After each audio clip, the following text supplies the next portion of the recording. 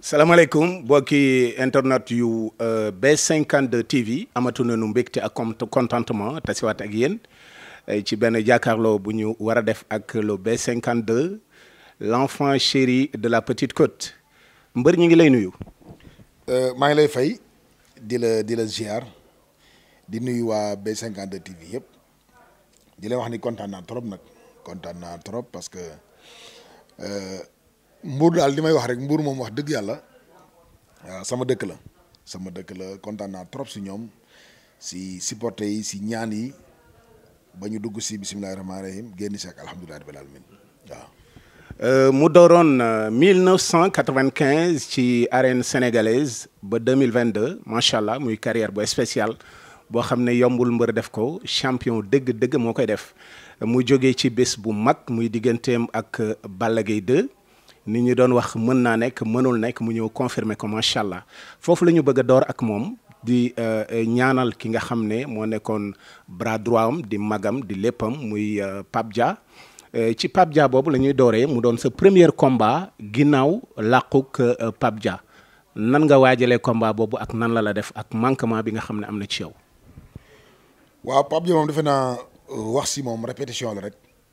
wax naa ci moom lu bëree bëri ba nga xamante ne souvent du may bëgg a wax ci moom lu bëri si média parce que damay tout le temps sama xel day sori sama xol day tooy parce que yàgg naa wax ni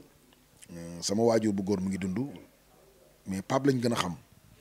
parce que taxawaay boobu la amoon si man du woon taxawaayu sax ay mag ak yooyu taxawaayu waajur la woon parce que man maa nekk ñetteelu rakam ñu bokk ndey ak baay. mu yar ma ñu bokk benn kër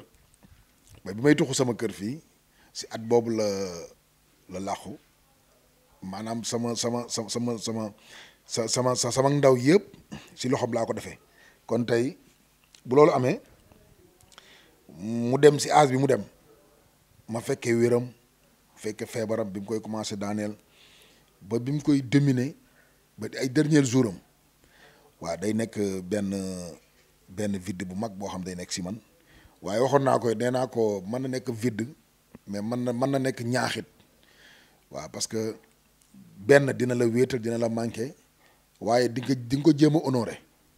parce que tey sama première sortie si làmbu Sénégal sans Pape Dia diisoon na trop mais li ma ko mën a honoré rek tooy mooy indil ko ndam bëggoon naa nag mu fekk ko fi parce que mu ngi ci dëgg tey. yii yëpp bi mu nekkee si lalu hôpital doon nañ ci waxtaan sa revanche ak diw bu ngeen di daje fii xam nga si arène nationale bi di expliquer ay wax yoo xamante ni ndeysaan kon nag yàlla bi nga xamante ni mooy sunu borom rek moo sañ lu mel nii moo tax ñu ngi koy ñaanal fi mu nekk gënal ko fi mu jóge waaw. yombul nga taseeg champion bu mel ne Balla Gaye nga daanoon ko yëf yi ñi naan dafa feebar rek wéruloo nag nekkuloon en forme nga ñëw delloo fa sab loxo muy slogan yoo boo xam ne yow yaa ko génneel sa bopp njeexaat foo faree doom delloo fa sab loxo bëgg naa loolu nga leeral ko ci nopp nit ñi nga xam ne dañu koy dégg waaye xamuñu li nga bëgg a wax. xam nga làmb aar la donc sport la ak culture mooy maanaam dafa am aspect boo xamante ni mooy aspect sport bi am côté boo xam ne culture la mooy tout ce qui est folklore muy tëgg yi muy wax yi yooyu mbër affaire artiste la da ngay am ay inspiration rek comme bëri woon nañ 2014 ma daan ko après combat bi jege si waat ñu ne nag kon fa nga jaaroon ba daan ko da ngay jaaraat foofu pour daanaat ko loolu nag pour nga tënk ko doo wax ni damay jaar fa ma jaaroon daanaat ko da ngay indi baatu olof. baatu olof mooy que jeexaat foofu fore doom rek da nga fay delloo sa loxo waaw moo tax ma ñëw si open press bi. avant dañ ko répété nag géej mu ngi ne jeexaat foo foree doom delloo fa sab loxo jeexaat ñu waxtaan ci ak Doudou Mbaye accompagné ko ak benn bàkku bees jeexaat nag boo déggee ñu koy wax baykat yi ñoo ko gën a xam ñiti kaw yi te man bawol la mooy maanaam bu ñu demee ba tool yi jeex dafay am ay gerte yu des ci tool yi loolu nag xale yi dañ daan ñëw di ko sullit di jeex gerte yi léegi foo jeexee rek ba for benn doomu gerte da nga naan damay jeexaat ndax da nga yaakaar beneen nag fa waaw moo tax ñu créé ko ne jeexaat foo fare doom della fa sab loxo. ñu bari communication Bombardier daf leen a séduire da nga am ku lay tàggat ci communication wala yar gu ñu def ci yow la. non base bi la parce que Pape daf si joué rôle bu bari boo xoolee samay signature sax yenn saa yi daan naa bëgg a mer bëgg a wax mais fu ma masaan toog fu mu mën ci toog si biir nit ñi dama koy bàyyi xel parce que daawul sori su ma waxee ba xam ni maa ngi ci raay bi daf may def ay signes lii mooy baax na su ma naree kii mu ne ma nii voilà yooyu noonu tàggat dala ciy tàggat ba da nga koy tàmm waaw kon benn bi éducation de base la bu ñu def si ñun ñaareel bi aussi Pape daf siy joué rôle bu bëri moo tax vraiment bu ñu la dékkee micro nga wax aussi da ngay sóoraale lu bëri parce que yenn saa yi kilifa woo la kilifa gu mag ci réew mi que muy këri diine yëpp nag yenn saa yi nit kilifa woo la ne la diw de man de seetaan naa seen mbir mi dem mais ni nga waxee rafet na fi nga teg sa tànk kooku da nga doon xalaat sax ni kii est-ce que dina seetaan lii bu la oowee ne la seetaan naa ko na nga waxee rafet na kon nga xam ni booy waxati ci rajo wala télé loo xam ne adduna bi ñoo koy seetaan da ngay sédd cër ñooñu waaw moo tax bu ñuy wax it dañ koy sóoraale bu baax xam ne am na kilifa yu mag yu ñuy seetaan waaw. sa adversaire ku mu mos di langal dina la ne bu ñu toogee 2 minutes ñëwoo dinaa ñëw dinaa la attaqué dinaa la koñe dinaa la def nii ndax ci biir loolu am na yokkalantey kàddu yu ngeen def ba ngeen yegg ci loolu ba mu wax la ne tant de minutes boo ñëwul dinaa ñëw. non bii moom waxul loolu parce que bii journaliste seeti nañ ko ne ma temps bi may leen non comme moo doon maye temps dem leen laaj ko ñaata temps la ma may parce que bu njëkk daf ma ne 1 minute boo dawee 2 minutes waaw mu ne ko sakkan na la sa batterie si daw waxu daw moom jarul nga koy wax ndax man du ma dawal góor yàlla loolu bokkul ci man mais mayewul temps waaw mayewul temps nee na du maye temps bi yoon war bi sifflé yi làmb ji jeex du maye dara ma ne ko kon dañuy daje parce que man xalaatuma la dawal mais bi moom mayewul temps mais nag foofu laay profité rek comme tudd nga ko mooy encouragé ko champion la defal na lu nekk waa Géejawaay defal na lu nekk goxam mais làmb noonu la sport moom da ngay wuti rek def li nga war a def mais ndam moom yàlla moo koy joxe yàlla moo ñu ko jox keroog ñu ngi koy encouragé bu baax di ko wax nag mu takkaatee dàllam dem liggéeywaat waaw. coow dina bari lool ci sa diggante ak Balla Gaye parce que dañ naan wéruloon ñëwaat na ak forme maanaam ndax mën nañu xam naka nga ko waajale parce que dañu gis ne Bombardier dafa indi beneen stratégie beneen taxawaay bu ñu gis ci moom boo xam ne consultant yëpp technicien yëpp nee nañu tant que Bombardier mi ngi bëree nii doomu aadama dootu ko naan ci làmb ji muy taxaw nekk ci sa garde toog ci say tànk tëj fépp ku ñëw boo xeexee ak moom moo ciy jëlee la koy naqari bu ngeen bëree moo ciy jëlee lu ko naqari loolu luñ la digtal la wala yow sa stratégie bopp la. waaw mais méthode de travail yi la xam nga dama ko waxoon bi ñu bëree pare mu ne dafa feebar ma ne ko dama bëgg bu ñuy bëriwaat na nga dem ba faju ba wér ba wóor la ni wér nga boo xoolee ci communication yëpp mu ngi naan ka nga daanoon ak kii duñu benn bii dafa pare bii dafa dem na INSEPS yàgg naa ko wax ni ko ay nit ñu ma respecté la ay respecté naa leen trop xam naa fa parce que foofu nga am yaakaar pour demal liggéey fa lu la doy mais man li ma doy sport de combat am naa ay staff boo xam doy nañ ma après ñu def analyse ñu def jàngat que man sama combat yu bëri yu ma ñàkk amul benn mbër boo xam daf lay jàpp manœuvrer la def ko lu la neex daan la li ëpp yow yaa koy bëgg agressé bëgg koo jële fii léegi mu jeex ba nga def benn faux pas ñàkk sa combat ñu toog def waxtaan ñoo nag lii dafay jeex parce que nag âge boobu nekkatul si yow mentalité boobu waratul nekk si yow boo xoolee heure yaay def heure daan sa bopp léegi nag lii moo jeex donc say combat léegi da nga koy programmer voilà moo tax keroog ñu indil ko stratégie boo xamante ni daf ko bett si ñun waaw. ndax Dakar dina saf ñetti yoon. Dakar day saf ñetti yoon combat bi li ci laxasu dafa bëri waaw li ci laxasu dafa bëri parce que dañ ni mbër yu bëri 45 ans la ñu arrêté man bi ñu ma ko waxee dama ne bu ñu arrêté woon si 45 ans du ma leen wax dara mais man sentir naa ni mën naa ko def ba léegi benn tey Bira Sène mi jël engagement nekk tey président CNG bu bees jël risque tey yokkaat at yi man mu njëkke ci man lii tax loolu mu dëggal ko man maa koy def tey su ma ñëwoon rek wone fa état de forme boo xamante nii kenn xamul lan la wala nga ñëw bëri fa bëri boo xamante ni wala nga def fa yëf yoo xam ne da lay woon ni kii nekkatul kon Bira Sène day am problème benn pour won leen ni 45 ans si la góor yàlla dëgg-dëgg di am doole waaw ñaareel bi ma wax ko sànq mooy sa première sortie sans Pape Dia da nga ko war a confirmer ñaareel bi ñetteel bi mooy nga daanoon ko mooy dafa feebar di indi ay jéem a taqal nga won leen ni la woon noonu du sax lu may tànn lu may defaat la ñett yooyu yëpp da nga koy bëri waareel ba pare dafa am ñu bëri ñoo xamante ni dañ doon am xel ñaar que lam doon mën na ko ba léegi wala mënatu ko da nga leen di wan ni ba léegi mu ngi fi ma ni leen nag sama défi bi ma amaat tey parce que Mbour moom defe naa wàccoon nañ ak man gunge nañu ma ba macha allah ma def carrière bu gudd man tamit defe naa ni objectif bi ma amoon tey mooy siggil turu Mbour ba fu ñuy tudd si sport tey si Mbour ñu tudd ko objectif bi ma doon kii tey defe naa ni atteindre naa ko kon sant yàlla waaye bi ma desee nag man boo xam ne sama objectif bopp la mooy dama bëgg nekk roi des arènes pour 3e fois. maanaam Dakar bi sax ñetti yoon. Dakar sax ñetti yoon loolu laa bëgg incha allah. ok ngay bëreek ba tey sa adversaire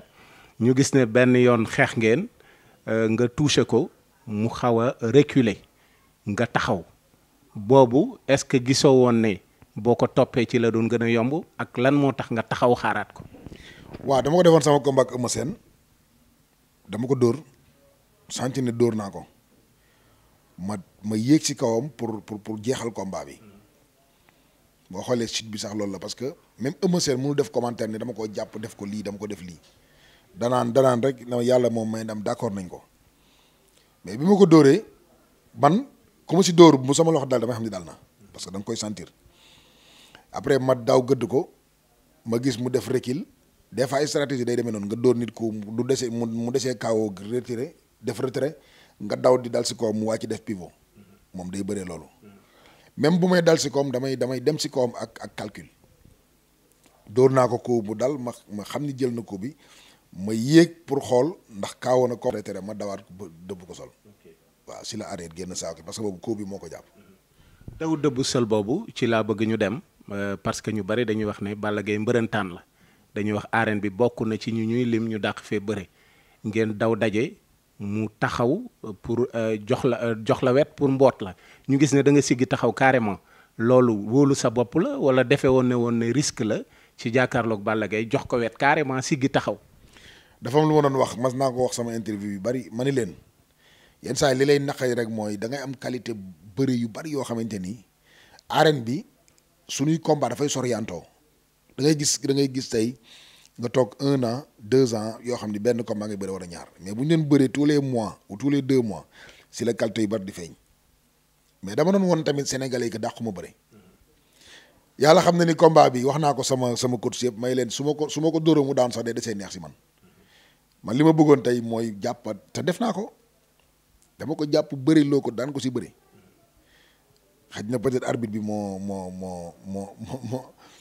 xaw ma dafa vigilant wul xaw ma lan la nit la aussi nit tamit des fois da ngay juum dafa juum mais dama jàppanteeg moom si bëree daan ko si action bëri tey ku mënul bëri wala faveur bi nga joxoon si bëri tey bu doon loolu lu nekk la damay daw bëri man mais contact bi awma lu ma ciy daw amul benn mbir mu ne Sénégal bu may daw contact jàppante ak yow te xaaral ba ci kanam tuuti sax waaw. ci biir bëre boobu ngeen jaxasoo jël la am selon tous les amateurs nangu na ñu ne jël la am léegi yow lan nga ci nar da ngay bàyyi mu sedd wala lan nga nar. waaw moom koy xanaa gën a seetali victoire bi rek mais manager bi waxtaanoon nañ ñu ne ko dañu def recours ou réclamation. ñu réclamer sunu victoire bi nga xamante moom mooy jël bi pas ñu ne avertissement yi ñu dindi avertissement yi ñu réclamer sunu jël bi nga xamante ni jël bi nga ko daan la nga xam ni si archive bu ñuy def duñ defati ay victoire par décision arbitrale victoire tout court la ñuy def voilà loolu moom dinañ bind réclamation tey incha allah. gis nañu ne suuf bu sutante dañ koy jàll te ku ñeme dañ laa dee Balla Gaye bi muy préparer sa combat dañu gis internet yi ñu bari ñu wane ko digganteem ak autorités yi fu ne mu dem fa ñuy ñaanal ko ñuy gunge ko ci seeni man-man ndax yow loolu def nga ko. waaw xam nga làmb nag dinaa ko jox tuuti conseil làmb dafa am tuuti secret dañu am ay réalité man kilifa yu bëri bu ma leen di guddi laay dem parce que dafa bari ñoo xam ne dañuy waxtaan ak man guddi du ñu bëgg a fës mais moom daanaka lu muy def la day fës peut-être xaj na lu mu bëgg la ou moom moo ko bëggee noonu mais daal man li may wax mooy bari naa kilifa yoo xamante nii dinaa leen seeti di waxtaan ak ñoom fii si dëkk bi ak lu génn dëkk bi mais lépp man guddi laay dem waxtaan ak ñoom ñu dénk ma li ñu may dénk ma ñëwaat toog. kon mën nañu wax ne autorités yi jàpp nañ ci. waaw da nga laal ñaar da nga wax ay kilifa ak autorité man dafa am kilifa yam si suuf laa lay wax am tamit autorité yoo xamante ni ay autorité lañ mooy ñi ngi tudde ay politiciens voilà tey am na ñu si jàpp am ñu ñoo xam ne jàpp nañ ci ku mel ni Fallou Sylla vraiment dafa fidèle moom chaque combat dafa am loo xam ne municipal da koy génne jàppale ñu ko Omar Sy aussi pareil chaque combat buñ ko sollicité dina génne def si ku mel ni Cheikh Issa Sall aussi buñ ko sollicité suñuy combat def si jàpp aussi ku mel ni Siré Ndiaye waaw am na tamit koo xam ne aussi combat bi jàpp na si ñu ngi koy sax waaj a seeti pour sargal ko muy cubu bi nekk ginnaaw raay waaw moom it vraiment bi combat bi desee presque 2 jours gisee nañu mu jàpp vraiment si déplacement booy ak billet yi di gërëm aussi Métal aussi bi combat bi desee quelques jours yónnee na fi ndaw def si enveloppe joxe pour déplacement booy yi kon daal képp koo xam ni jàpp na si ñu ngi lay gërëm mais ki nga xam ne dama koy beral mention spéciale muy Maguette Sène vraiment dama koy beral njukkal à travers aussi B52 TV ñu ngi leen di jox information que ni suba incha allah à partir de 17h suñu première sortie parce que dama ko promettroon ndax dafa def geste boo xamante ni geste noble la mooy que combat bi dañ ko jàppoon ba mu des 3 jours ñu reporté combat bi mu yónnee ma enveloppe boo xam ne daf ma ni comme dama ne woon dama ciy jàpp te sama kàddu génn na dama koy def bu ko neexoon téye ko bon bi mu ko defee nag ma ne ñu déggante 2 jours avant combat bi ma ne ko damay daan te dama leen di drapeau bi mu ne ma maa ngi lay xaar donc suba à partir de 17h incha allah lañ ko bëgg a yóbbul drapeau bi ànd ak sunu convoi dem seeti ko sargal ko. ay ci mi ngoog dina ànd ak convoi bi à travers B52 TV incha allah suba lay doon dem jukkali ki nga xam ne moo di monsieur le maire Maguette Sène kon donc mi ngoog na ko ñëpp waaj parce que damay wax ne àll bu nekk la fay ñuul moom fa dim ñàkk yàgg nañu sagal sànq ci sama biir animation à la rajo dama waxee xol ba aboo xuus fekk ma ci biir studio bi na ma yaa ngi waxee xol ma ne ko nag dafa jot waa Mbuur yëpp génn ku jàppaloon jàpp ñi jàppoon gën a jàpp parce que boo xoolee dëkk yëpp dañuy jàppale seen i mbër gis nañu Mouhamed Ndao Tyson ni mu fi meloon ak waa Kaolack gis nañu Balla Gaye ni mu mel ak waa Géejawaay gis nañu Modou Lo buy bëree waa Parcelles maire yi dañuy génn kon donc dafa jot te ku neex a tiitaroo la koo xam ne tey mosuñu rusloo biir Mbuur lay takkee ngemb biir Mbuur lay tekkee ngemb slogan am yàgg ngeen ko dégg guddi Mbuur te àll bu nekk nag la fay ñuul moo fa dib ñàkk te bu góom mettee borom teg ca loxo ñun ñoo ko juddule sunu doom la sunu tiitër la fu ñu dem couleuru Mbuur lay représenté kon donc il est temps ñi jàppaloon jàpp ñi jàpp gën a jàpp ñu def loxo ci biir loxo ndax ay sànq lañ bu ñu mbooloo mën a watu wer lu mu am doole lu mu am fit lu mu am kàttan bu ñu nekkee ci ginnaawam lay gën a sentir loolu bu ñu ko bàyyeeti benn yoon muy wét loolu nag sama kàddu la du kàddoom ndax mosu ko nangoo wax ci média parce que nag am na yoo xam ne nit ki mënu ko waxal boppam bu ñu delloo ci làmb ji gis nañu ne sa diggante ak Mouhamed Ndao Tyson bëre ngeen fi nga daan ko ñu ne leerul ak leer na mu bañ a ñëwaat sàqi yow lan moo tax sa diggante ak Balla Gaye jël bu leeree noonu te bu doon moom mën na ko def lan moo tax xalaatoo ne naa dem sama yoon. waaw man bëgguma yàq làmb te ku ne xam na ni daan naa ko jël bu leer adduna bi yëpp teg seen bët tey su ma ñibbi woon tey dinaa yàq journée bi yëpp lépp lu ma defoon rek dinaa ko yàq après bi ma dawee noonu taxaw ak coach bi ma arbitre bi woo daf ma ne demal ñu yëkkati sa loxo pour moom loolu la si laa ñëw jox la ko sama mu ne ma non non non jël la amul dama sifflé avant non daf ma ni rek jël la amul da ngeen di bëriwaat ma dem ni coach bi joxaat ma prothèse bi dañuy bëriwaat puis xam nga ci mikaay yi commencé bouger commencé yëngatu affaire yooyu may leen damay bëriwaat parce que gëm-gëm bi ma am mooy kii bu ñu doon bëri fii 3 heures de temps mënu maa daan ma ne coach bi dama nga toog nga dalal sa xel li nga ma entraîné doy na ma kii fii ba 3 heures de temps mënu ma daan mun na ma demal tey su ma demoon rek dinaa yàq événement bi te man bëgguma yàq làmb bëgguma yàq événement boo xam ne amateur yi ñu ngi koy xaar waaw. nee na yow da nga dem ardo. waaw non xam nga man kay daf ma jaasa parce que mbër miy bëreeg mbër kay bu gaañoo moo koy xamal boobu ni gaañu na ou arbitre mooy xool ne kii gaañu na mais moom mooy joxoñ ko naan kii dafa gaañoo dafay nàcc ak fan ma ne ko ay kaay nga bëree moo gën see ngay def arbitre ñëw xool ne ma kañ dem médecin bi xool ma ne ko nañ dem médecin bi ñëw xool jël affaire bi laal ne ma demal nga bëri.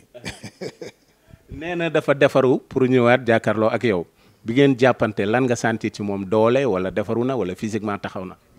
non booy yi maa leen ëpp doole yàlla xam na ko moom si boppam xam na ni bi ñu jàppante xam na ni maa ko ëpp doole te buñ ko laajee dina xam ni maa ko ëpp doole te bu fekkee dafa wax rek normal dina ni kii bi ñu jàppantee xam na ni kii moo tax ba ñu jàppantee ba tàqali ko moom jàppante bëggatu si dara wallaay.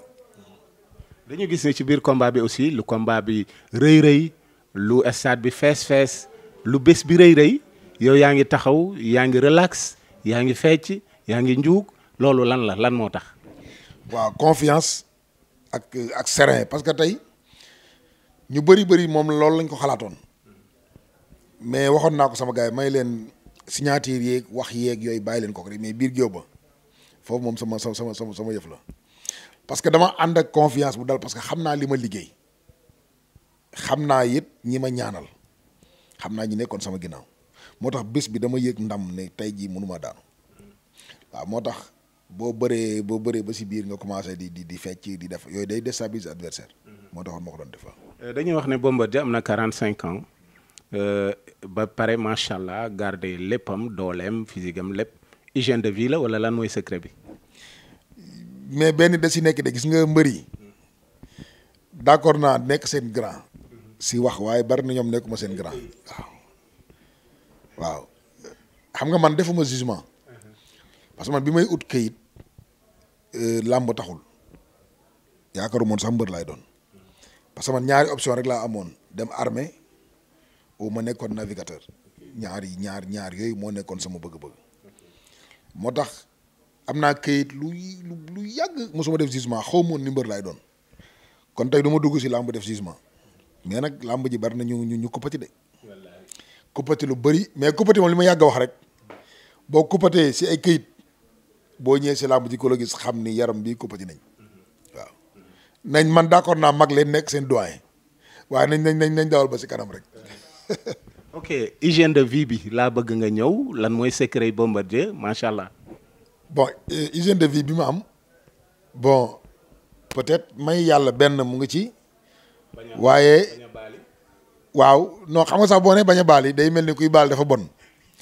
mais sama génn bariwul. wax bañ a baali ku wax baal wax guddee tëdd te guddee tëdd baaxul ci athlète. loolu laa lay expliquer nii yàlla dimbali na ma du ma tux du ma naan alcool du ma jël drogue du ma jël lépp loo xam ne lu dul naturel si man la donc loolu benn la ñaare bi aussi lu may lekk waaw damay xam ni lii qualité la mais pas quantité xam ñu bëri dañu yaakaar lekk bu bëri am na si mbooyu mbëri nekk si équipe bu ñu ko seetaan dañ xam li may wax bu ñëwee gis ma li may lekk dañ naan saa waay yow lekkoo pour ñun da ngay lekk bool yow kese may leen lekk qualité ak quantité du benn loolu foog ñu def si attention mooy maanaam quantité mooy nga ñëw fekk bool bu fees ak ceeb amul benn légume amul jën amul dara nga lekk boolu ceeb nga lakk sax benn jën kese lekk ko ak salade citron moo ëpp vitamine nga lekk boolu ceeb bi loolu mooy entre qualité ak quantité. si sama yaram lu ma ciy def mu nekk lu ma xam sportif bi daal li ma leen di conseiller mooy yii xew jamono bii léegi nii ay yokk masse ay yokk volume ay nangam nañ ci def attention bu baax parce que bari na effet yu muy def bu xasee def effet sa yaram ba yàq ko pour nga defaraat ko problème la te après làmb dafa am beneen vie maanaam nga sa santé lamb 40 ans 45 ans am na ñoom du ñu egg sax 45 ans ñu arrêté léegi sa yaram boo defee loo xamante ni tey daf lay indil problème da ngay bàyyi bëri doo wér man na loolu dama ko éviter bu baax et puis yàlla dimbali na ma sama dox bariwul am na ñu dëkk Mbuur fii tey yenn quartier yoo xamante ni man nañ mos ñu ma gis wala bu ñu ma gisee télé la c'est très rare ma génn te sportif nag dafa am baat olof yi ma waxoon gars yi ne ma répété ko mooy mbëtt bu dul teggi yoon ak ndaanaan bu dul faussé rendez-vous bu guddee fan tamit du jóg suñu yaram di fanaane soo bëggee ma faram fàcceel la ko waaw mooy koo xam ni da nga bëgg a def résultat si làmb te fu ñu tourné si dëkk bi gis la ngay dox mënoo am performance mooy entraîné ngoon gi topp dëkk bi dox ba fajar waaw bëgg a xëyat fajar tegaat ko si am performance mënul nekk il faut ñu meral la si sawaay dafa jafee gis mooy boo jógee entraînement rey sa bopp boo ñëwee nga tëdd noppalu booy dama leen di wax ni sportif foog nga am ñaari xarit da nga am say xarit à part ak xarit sportif bu entraînement jotee nekkal ak sa xarit sportif yi ngeen dem entraîner su fekkee nag pare nga entraînement nga am sa yeneen xarit bu heure tëdd jotee bàyyi leen ñoom parce que énergie bi nga dégagé si ngor gi ñoom dégagé wuñ ko bàyyi leen ñoom ñu guddee tëdd yow nga dem tëddi loolu mooy seen différence yéen ñaar waaye ànd ak xarit sportif entraîné ngoon gi guddi gi nga ànd ak yeneen xarit ba bët set xëyaat ànd ak sportif yi doo am performance waaw loolu moom maa nañ ko bàyyi xel bu baax beneen bi aussi mooy rendez-vous foog nga koy faussé mënoo nekk fépp déedéet dem fépp loolu mënul nekk moo tax foog ngay faussé rendez-vous beneen bi mooy mbëtt bu dul teggi yoon mooy benn fréquence rek ak benn yoon ku ko bëgg a gis demal telle place ndaanaan bu ko siy defit boo guddee fan moom doo jóg suñu yaram yi fanaanoo parce que xaar leen ko léegi mu romb wala xaar leen ko fii lay toog léegi wala fii lay nekk foog ngay bëri ay feem waaw. Dakar bi dina saf ñetti yoon incha allah yàlla mën na ko te yàlla dina ko def ñun ñëpp ñu ngi koy ñaan pour mu saf ñetti yoon nag ñan ñoo nekk sa kanam ñoo xam ne war nga leen a dégager pour Dakar bi saf ñetti yoon maanaam ñan nga viser. mais lamb bul bu ndaw buy tourné la tey roi des arènes mu ngi si Modou Lo am na combat ak Ama Modou Lo daan naa ko Ama mosu ñoo bëre te man li ñu bind tey mooy man seul contre tous la Eumeu Sène moo nekk sama kanam fi mu toll nii ambition mam yëpp mooy daan Eumeu Sène xaar diggante Ama Baldé parce que boobu mooy njëkk Ama Baldé Modou Lo mooy njëkk quel que soit résultat bu fa am sa adversaire dafay nekk tey bu Modou Lo daanee da nga koy may revanche su Ama daanee mosu leen a bëre yow objectif bi nga mooy daana Eumeu Sène rek jël fee ki yor titre bi nga bëreeg moom jëlaat ko nag ne leen seen làmb gi noonu. mën nañu wax ne daal kon sa digganteeg Eumeu moo nekk sa kanam mais yaa ngi lorñe diggante Ama ak le roi des arènes muy Modou Lo. mais bu baax xam nga su ma la nee su ma ne loon tey objectif bi rek si daan Eumeu Sène la yem kon ñi le bàyyi ma leen xel mais dama ne objectif bi mooy jëlaat roi des arènes troisième fois te nekkul si Eumeu Sène ñetti yoon waaw léegi objectif bi ma am actuel. daan Eumeu Sène su ma paree Eumeu Sène kii yor roi bi fale dañuy bëri mënu ko bañ waaw. tey gis nañu ne yow ak sa adversaire ñu ñëwaat tuuti en recul joxante ngeen ay kàddu ci digg géew gi kàddu yooyu ndax mën nañ ci jot. waaw loolu secret làmb la rek mais ay kii la rek ay jéem a déstabiliser ay bu ma la jàppee daan la ak ay naa la duma genre comme yooyu rek yooyu la ñuy waxante tooñante si biir géew mais vraiment wax bu débordé amu fa. non wax bu débordé amu fa aussi encadrement dama am ak ñoom ay relation ku mel ni Aziz de temps en temps mu woo ma téléphone tooñ ma man it yenn saa yi ma woo ko tooñ ko mais yëpp si ay cadre kaf rek biir géew boo si tooñante nañu fa mais vraiment benn wax boo xamante ni wax bu débordé la boo xam di daf may naqare ak yooyu vraiment amu fa yëpp dañ doon tooñante rek quoi waaw. waa mi nga ko léegi dañu lay bàyyi parce que vraiment ci li ngay jógee combat la ku nekk xam nga ni ñu koy waajee ku nekk xam nga ne athlète aussi day soxla boppam soxla récupération léegi lan ngay wax internautes yi nga xam ne ñu ngi seetaan B52 TV ak say mbokk say xarit say am di jàmm say jegeñaale yi nga xam ne jàppoon nañ ci bés bi ku ci nekk ak wàll wa nga féeteeg na nga mëne ñii di ñaan ñii di wir di ñii di def ay ñaan yu rëy kon donc am nga njukkal boo xam ne war nga ko jëmee ci ñoom lan lay doon. waaw bala may dem fenn nag damay gërëm sama famille yëpp waaw ñëpp lay gërëm su ma nee famille rek wax naa ñëpp ndax combat de c'est une semaine presque tous les jours ñu ngi fi dañuy ñëw yendoog man luñ fu war a def dañ naan ma yow jógal boo jógee entraînement dama nga récupérer lu ñu war def ñu def ko maa ngi sant sama famille yëpp nag aw ma ci xàjj ak seen comme ni ñu koy waxee góor ak jigéen nag mag ak ndaw ñëpp gërëm naa leen bu ma jógee sama famille gërëm sama staff bi mooy écurie bi président beeg Pape Silla ñu ngi koy nuyu suñu coach su mbay booy ne si écurie bi yëpp mbëri yëpp entraînement yi dañ doon dem ba nga xam ne da ngay gis ku ne xam ne combat bi tey da koo jël pour combat donc nit nag ki lay may doole kooku foog nga remercier ko maa ngi remercier équipe bi yëpp waaw di gërëm aussi presse locale bi waaw ndax nit ku nekk li nga am rek boo ko joxee valeur mu am valeur xam nga dafa am des fois ma gis ay sorties yu gars yi def si yeneen staff yi ne Bombardier lu tax des fois doo ànd ak ay mag parce que man ñii laa doorandool ñoom laa nekkal ba léegi la ma newoon tey lu may am mbuura ma koy may lu may ñàkk mbuura ma koy xañ ci loolu laa nekk ba léegi parce que tey ñii ma doon àndal bi may nekk xale di démarrer sama carrière man maa leen di jox valeur pour nit ñi jox leen valeur si laa nekk ba léegi waaw di gërëm képp koo xam ne jàpp nga si combat bi ndax nag kenn mënul lim ñëpp mais fans club bi aussi bu ma jëlee nuyoo bi teg ko si loxo Abo ak Jibi Ndiaye waaw vraiment ñu tasaare ko si fans club yëpp parce que fans club dañoo bari ubbi benn groupe WhatsApp tudde ko Bombardier sunu mbër waa Bombardier sunu mbër maa ngi leen di sant bu baax di leen gërëm parce que tey préparation combat bi yëpp foofu lañ ko doon waxtaanee kon nag maa ngi leen di sant leen gërëm képp koo xam ne dégg nga sa tur ou déggoo sa tur xamal ni xol bi maanaam mënul matale lépp mais yéene yi ëpp na loolu kon sant naa leen gërëm leen di gërëm aussi waa B52 TV di ñaan mu dem ba nekk télé bu mag a mag a mag waaw fépp fu ñuy gis télé ci àdduna bi ñu ko fay gis incha allah. dañuy wax ne genn golo gudd na waaye laaw ci laal borom yëg ko te nopp amul kubéer gis nañu ne relation bu fluide nga am sa diggante ak sa wayjur wu góor naam wayjur wu jigéen wu góor waaye kële booy dem moo lay ñaanal boo ñëwee moo lay gàttandu. waaw ñoom ñaan ñëpp samay xarit lañ sama yaay nag mooy sama sëriñ sama waajuru góor ki ma tuddee muy sëñ Ousmane Seck xam nga mbër yu bari dañuy nëbb ay tur man sëñ Ousmane Seck lañ ma tuddee bu Thiénaba sama waajuru góor sëñ Ousmane Seck mooy sëriñam si li ñu ma nettali bi ma ganee àddina daf ko wax mu ne maa koy tudd si bi mu ñëwee moom moo ma uuf tudde ma boppam ne ko kii maa ko séddoo ne tudde naa ko sama bopp bi may bëree di ko fooye di nëbbatu dañ ma ko doon tere après sama waajur góor dem si moom ne ko sa turandoo bi da am na lu muy fooye bu dee am naa ci ndigal ma bàyyi ko bu si amul ndigal ma teel ko koo tere mu dem ba si moom wax ko mu woolu ma ñëw mu woo ko mu toog mu ne ko kii bàyyi ko parce que lii bëgg-bëggam la man mi sax daan naa ko fooye waaye fu ñuy dégg nit si àddina bi dinañ ko si dégg